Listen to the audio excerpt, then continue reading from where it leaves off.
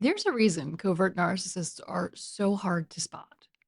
They don't just fool you, they fool your therapist, your friends, and even themselves because they don't walk around bragging, blaming, or bulldozing like you might expect a narcissist to do. They smile and maybe they're even self deprecating. And that's what makes them so dangerous. But if you know what to look for, the signs are there.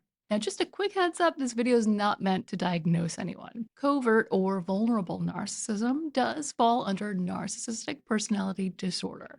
But what I'm sharing here isn't from the DSM.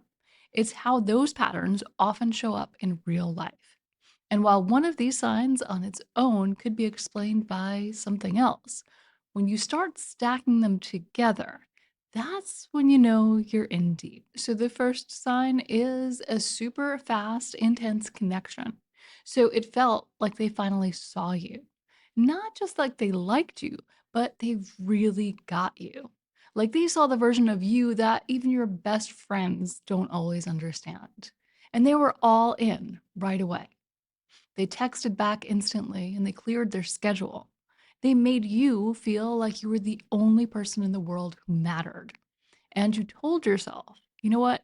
I know this is fast, but it just feels so right. Because when you've gone your whole life feeling like you had to work for connection, this kind of attention can feel like a miracle. But here's what I wish someone had told me back then: it wasn't love, it was a handoff. They didn't build that connection with you, they transferred it from someone else, from the last person who was their everything right before they became nothing. And if you're honest, maybe there was a moment, just one, where something about it just felt a little off. Maybe it was too perfect, or maybe it was all too soon, like they were already sure about you before they even knew you. And that off feeling, it might just be your intuition telling you that there's danger ahead, because this is how the cycle starts. So now let's dig a little deeper into that off feeling. So you know something felt off, but you couldn't explain it. So in the beginning, it felt like everything you ever wanted. It was intense, romantic, almost too perfect. And maybe that was the first red flag. Because even as it swept you off your feet, something in your gut might have hesitated. And you probably didn't say it out loud because if you named it, it might break the spell that felt so good in the moment. But there were definitely moments where you questioned things, right? Like maybe there were weird pauses, maybe there were inconsistencies in their story. There were little things that you noticed and then quickly explained away. And it didn't feel wrong exactly, it was just off in a way that maybe you couldn't quite name. And the longer it went on, the easier it became to ignore it.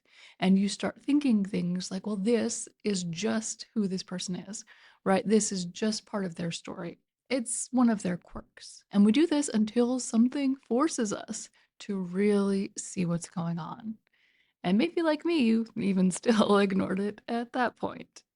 So I remember telling a friend about this guy I'd been dating for about 3 weeks.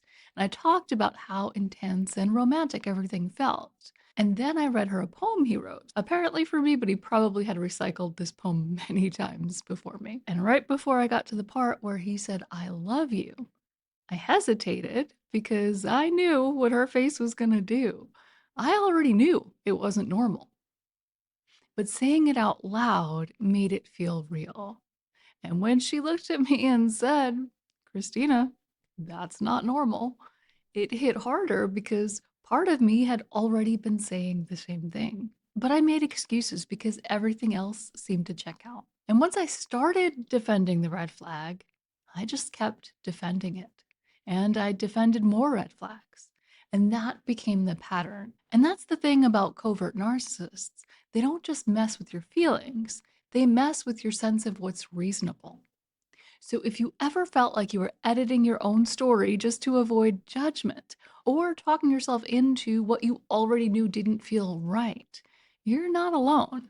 Your body knew before your brain was ready to catch up. And when you're in this place where your body knows what's going on before your brain is ready to accept the truth, There are a lot of signs, and I talk about them in a video that I'll link to in the card and the description. So if you're interested in those, definitely check that out. Now let's get on to the third sign. Their actions don't match their words. And this definitely messes with your mind. And it doesn't happen all at once. So first, it's little things, like saying they value honesty, but brushing off white lies that they'll tell you, or promising to protect your heart and then joking about your insecurities in front of a friend. But the confusion, it hits the hardest the first time they break your trust. So maybe they asked for commitment and acted like they were all in, and then turned around and acted like they had one foot out the door. And here's where I want you to pause for just a second. Can you remember the first time something just didn't add up? Like they said one thing, but they acted another way. And your gut was kind of like, wait, what's going on here? So hold on to that moment. We're going to circle back to it soon because that's where it usually starts with a moment that should have been a deal breaker, but somehow you talked yourself into staying. You bring it up and suddenly you're the problem. You're reading into things that weren't there. And it's jarring because it doesn't match the story you've been told about who they are. And more importantly, it doesn't match the story that you believed about who they are. And that right there is cognitive dissonance. And if you're like most people in these relationships, you don't resolve the dissonance by walking away. You resolve it by rationalizing it, telling yourself it was a misunderstanding or that maybe you were expecting too much. But while you're changing the story about the relationship, you're also changing the story about yourself. And you stop trusting your instincts and you start rewriting your own reality. And that's exactly what they're counting on. So, another thing to look out for is that there is always a winner, and it's never you. So, at first, with a covert narcissist, it probably seems like they're open to feedback. They might even apologize when it's obvious that they messed up. And that gives you hope.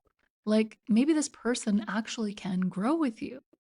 But over time, you start to notice those apologies come with strings, or they only show up when they want something. And before you know it, you're apologizing at the end of every conflict. And the arguments stop being about resolution. They become about protecting their ego. And you are not just trying to express how you feel, you're defending who you are. And here's where things really get twisted. Eventually, they mess up and it's obvious. You have the receipts, you've got the screenshots. You finally have the thing they cannot talk their way out of.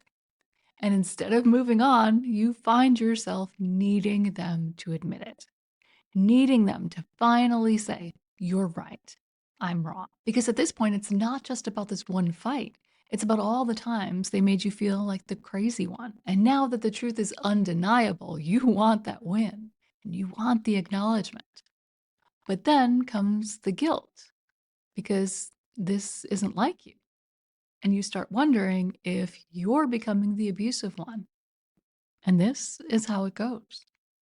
Covert narcissists twist things until you don't know which way is up. So when you finally see what feels like light at the end of the tunnel, of course you reach for it. And it doesn't make you like them. Of course, it's always good to self reflect and try to look at things objectively, but try not to fall into the trap of obsessing over it. As long as you are self reflecting and trying to show up as the best version of yourself that you can possibly muster in that moment, then you're doing okay. So, another thing to pay attention to is that this person is an expert at justifying their behavior. So, covert narcissists don't just lie to you, they lie to themselves first. They absolutely drink their own Kool-Aid before they ever offer you a sip. And that's what makes it so convincing. Because when someone fully believes their own story, it doesn't sound like a lie. Now, I remember once listening to someone explain something that we both knew wasn't true. Like flat out, it couldn't have happened that way level of untrue. But the way he said it, he was so calm and so certain. In that moment, it hit me. That was the version he'd been feeding to everyone else. And he'd told it so many times, he actually forgot it was a lie. And that's what covert narcissists do. They rehearse their version of the truth until it feels real to them. For them, this is a survival story that they've built around their own ego. And you just happen to be the villain in it. And the more you push back, the more they double down. So they'll reframe things and they'll redirect it until somehow you're apologizing for reacting to their betrayal.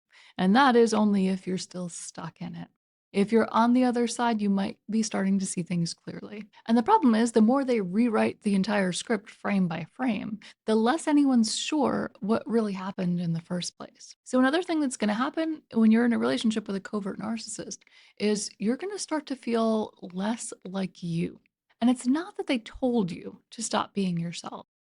It's the way they flinch when you got excited about something, the way they'd barely react, or worse, mock you when you opened up and you were vulnerable with them.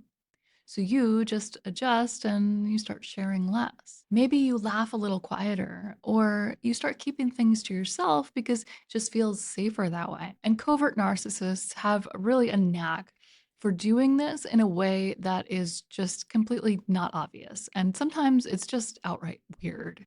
Like you're watching a show you love together, only for them to get up, shut it off, turn out the lights, and go to bed without any explanation, no good night. And there you are sitting in the dark, wondering how they could not know that you're there, wondering how they can treat you like you don't exist. And unfortunately, this is what narcissistic abuse does to you.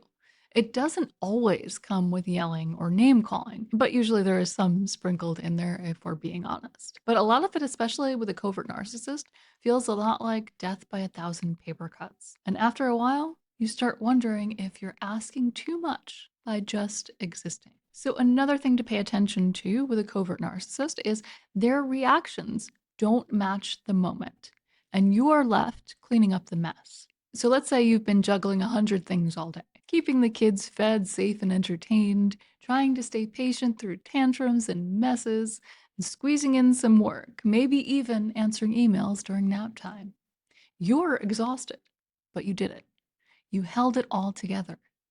And when they finally walk through the door, all you want is just a moment of connection, a smile, maybe even a, hey, how can I help?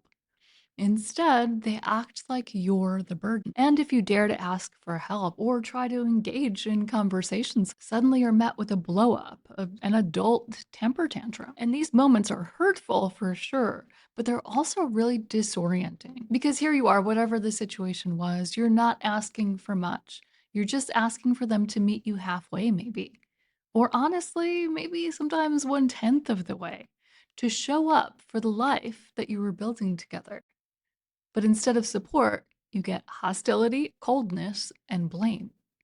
And somehow you end up comforting the person who just screamed at you. And that's the thing about covert narcissists. You're always the one holding the emotional weight while they throw their mess at your feet and act like it's your job to clean it up. So when you're in a relationship like this, you're not really allowed to have a bad day. Or maybe you are allowed to have the bad day, but you need to have it somewhere else. You can't expect support, or you might trigger an absolute meltdown or an explosion on their part. And that, of course, is only going to make your day worse. So over time, you learn to just kind of become very self sufficient. So, another way that you can recognize covert narcissism along with the other items on this list is no surprise, they lie and they act offended when you don't believe them. So, let's say you're dating someone who claims to be an open book. And they tell you that they're not like your ex, they value honesty and transparency. And you believe them at first. But then there's this one thing that they never talk about, and we can all have boundaries, right? But again, this is a situation that feels a little bit like actions and words are not quite aligned. And the thing that we're talking about here is something that is a little bit odd that they're not talking about. So, for example, maybe they consistently go visit a friend, or they tell you that they're going to visit a family member, or something of that nature. And they always just seem a little dodgy about it. And so you ask questions because it seems like there's something that doesn't make sense here. It kind of feels like a puzzle, even though it shouldn't. And because they're not giving you answers, you try to just solve it yourself by telling yourself that, you know what, I'm probably just being too needy. This person's not being an open book right now. They're not answering my questions because maybe I'm asking too many questions. And so you just decide to believe them at first. But listen, we all know what it feels like when someone is holding something back, when there's something that maybe they should say that they're not saying. In the silence, it feels different. It's not peaceful at all. There's an emptiness to it. And your gut knows the difference. So eventually, you're going to start asking questions. And suddenly, you become the problem for not trusting them. Or maybe they'll say you're looking for drama, you're looking for problems. But what you'll notice is the more their story starts to crack, the angrier they'll get. And it's not because they're hurt, it's because you're too close to the truth.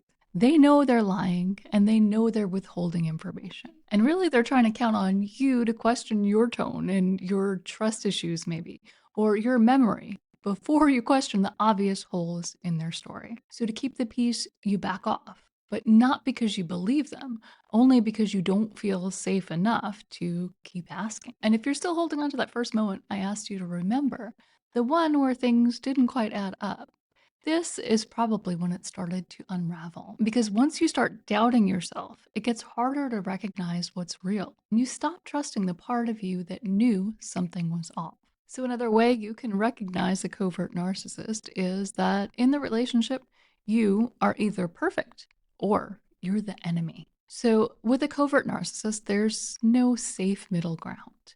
In the beginning, you're idealized. They talk about how different you are, how no one else understands them the way you do.